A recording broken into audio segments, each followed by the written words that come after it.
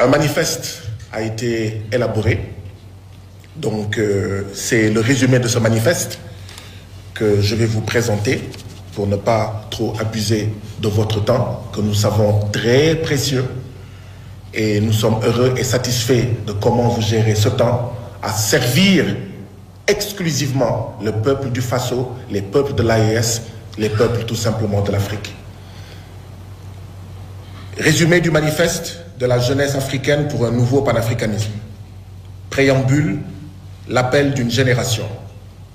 Les révolutions, en tant qu'individus, peuvent être, les révolutionnaires plutôt, en tant qu'individus peuvent être assassinés, mais pas leurs idées. Je viens de citer le camarade président Thomas Sankara. Nous, jeunesse d'Afrique, héritiers des rêves et des luttes de nos prédécesseurs, nous nous levons pour affirmer notre engagement envers un nouveau panafricanisme.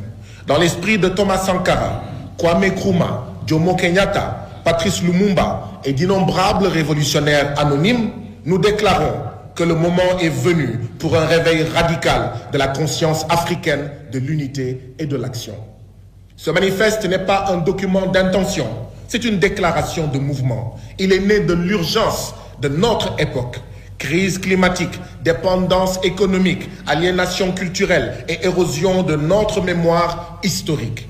Nous refusons d'être de simples témoins, de passifs spectateurs.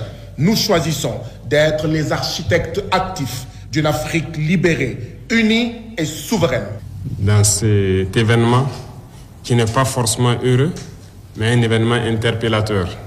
Et je pense que vous avez donné du sien pour que ce soit un succès. Cette université qui a été organisée n'est que la petite partie de ce que nous souhaitons voir en Afrique. Je pense qu'aujourd'hui, tout le monde doit comprendre que l'ordre mondial, comme vous l'avez si bien dit, il n'y a que deux camps. Et chacun devra choisir son camp.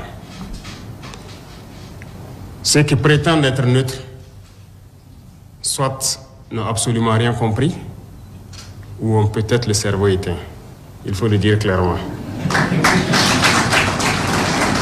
Il n'y a pas de neutralité possible. Il y a les oppresseurs et il y a les opprimés. Et en tant que révolutionnaire, un révolutionnaire aime tous les peuples. La preuve, ils sont nombreux à venir d'autres continents pour appuyer, pour nous aider dans ce combat. Parce que toute personne qui aspire, tous les peuples qui aspirent à cette liberté, à ce développement, à cette harmonie, à cette union que nous voulons entre les peuples du monde, sont unis par les liens de la révolution.